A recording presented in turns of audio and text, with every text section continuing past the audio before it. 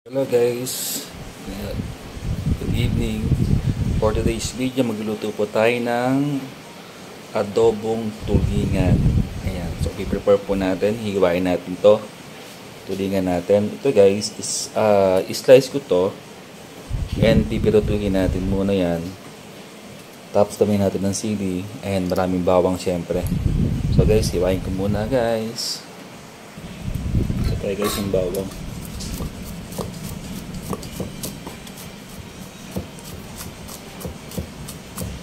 Muna. Ayan, piluin natin yung bawang. Okay. Mas masarap po kasi ang adobo with tulingan. Mas marami pong bawang.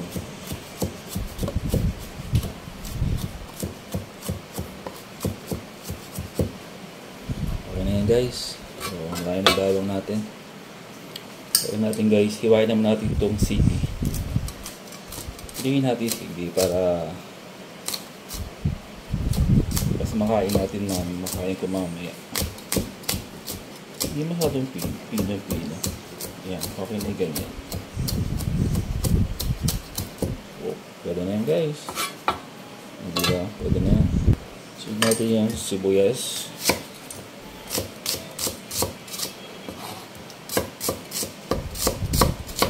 Okay na to guys. Ayan, sunod natin yung loya.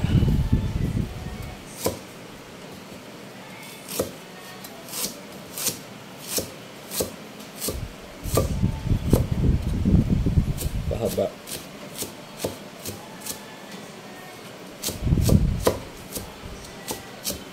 Ayan.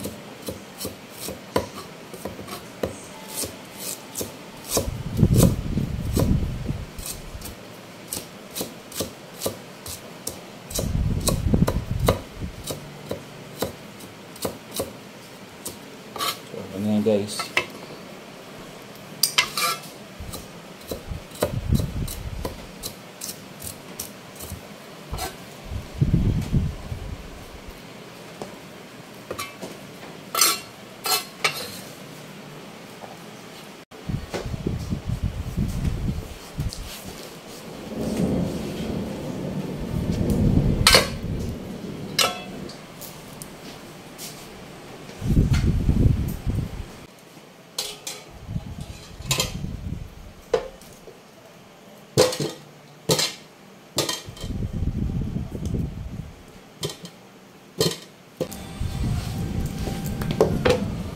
So ayan, iihaw muna yan guys. So ito yung ating isdang tulingan.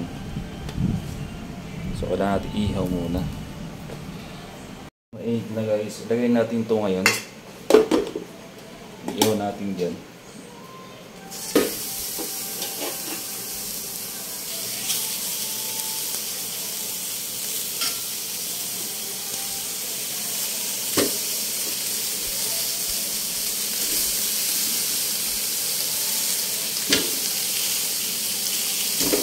Yun.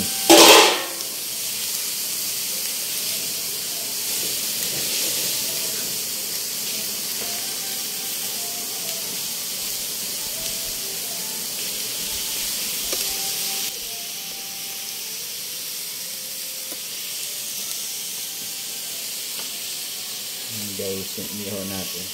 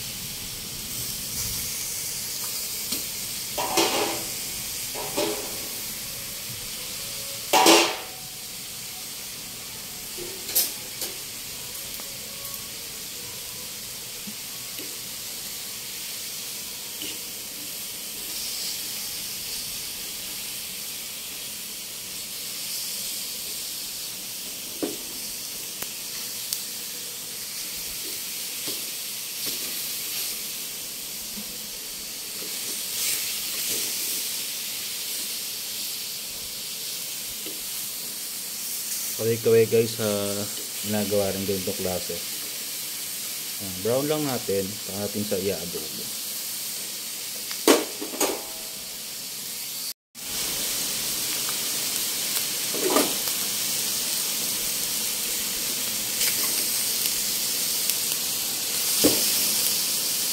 Dulos yung ihaw na nabili na ito guys, hindi siya didikit. Ayan, legit. The best to.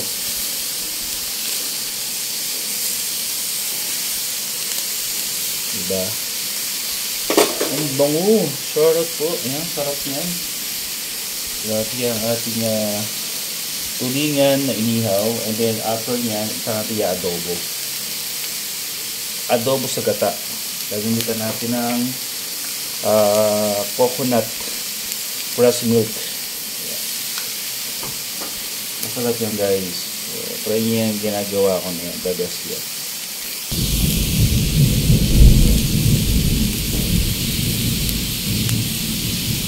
Wow. Sarap yan guys. Inihaw. After nyan, i-adobo natin sa gata. Sarap yan.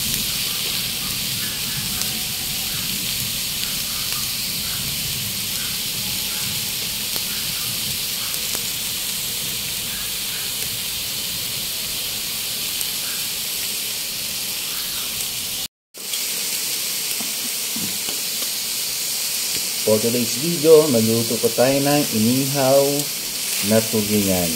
And after nito, igagata po natin yung adobo sa gata. With yan, inihaw ko muna bago ko siya i-adobo sa gata. So, yan po, yummy yan guys. So, ayan guys, ito na yung inihaw natin. Inihaw na tanigi. Then, isa natin yung bawang sibuyas, luya. Ito na mantika. Oops. Ayan, tingnan yan guys. So, initin natin guys ang kawali. Gawin natin guys yung luya. Laya.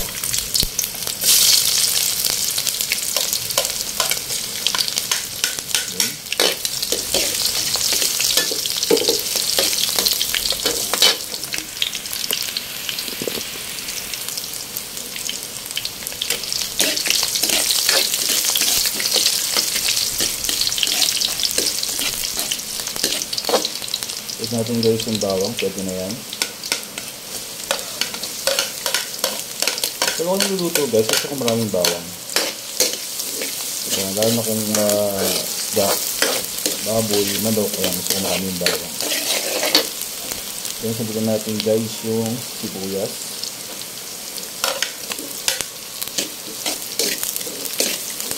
Diba, yam.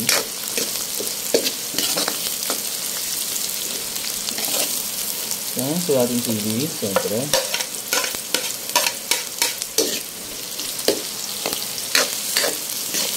Okay, tayo sa luluto po dyan ng adobong taligi. Pero sa akin guys, inihaw ko muna yung taligi ko. Ayan, lagyan natin laurel. Ayun. Ayan, lagyan natin ng paminta. Paminta durog. Hindi na magalagay ng pamintang buo dito. Durog na lang guys. Ayan.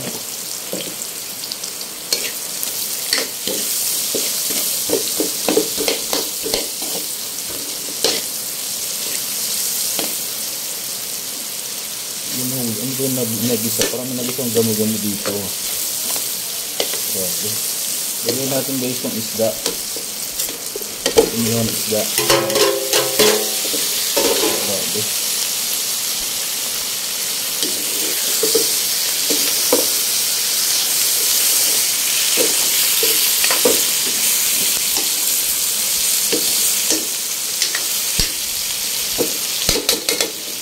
Yun. Then, maglagay na po tayo ng toyo.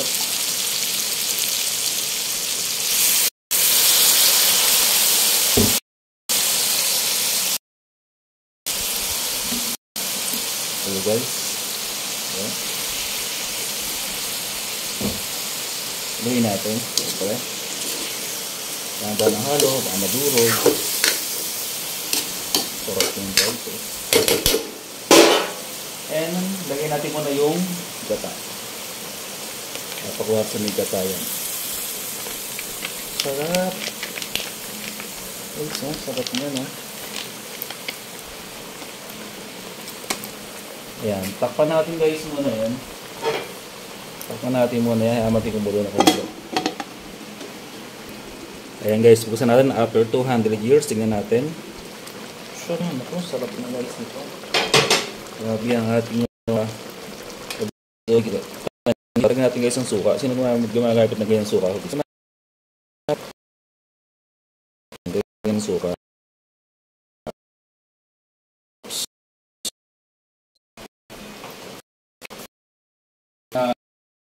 Ang alat. Kain ng asin. Ating asin. Ayun. Ang asin niya yan. And mag-add tayo ng 2 kutsarita sugar. Ito guys. So, dalawa. Yun. So, natin muna kumulo ng onti yan. Then, takpan natin. Para maluto muna yung suka. So, check natin guys. After 2,000 years. Ito na siya. So, luto na natin. Grabe, sarap eh. Wow. Yummy. Ang ating pong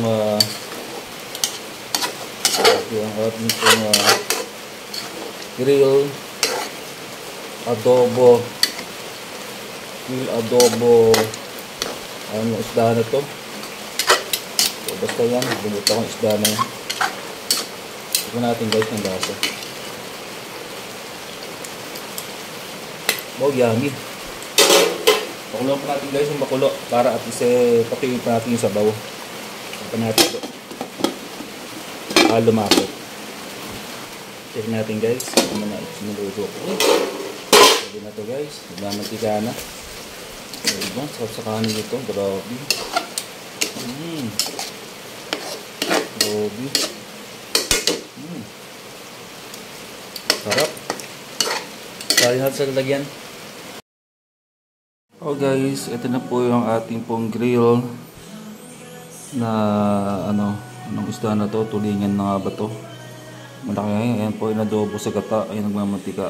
Super sarap guys. Sarap sa kanin nito, oh. Wow. Ayan, kain tayo guys. Ayan, kain tayo. Sarap nyo guys. Ayan. Yummy yummy. Kakain po muna ako. Bye-bye. Kakain pala kami. Bye-bye. Kain na kami. O magain ka na rin. Thank you so much. Bye-bye.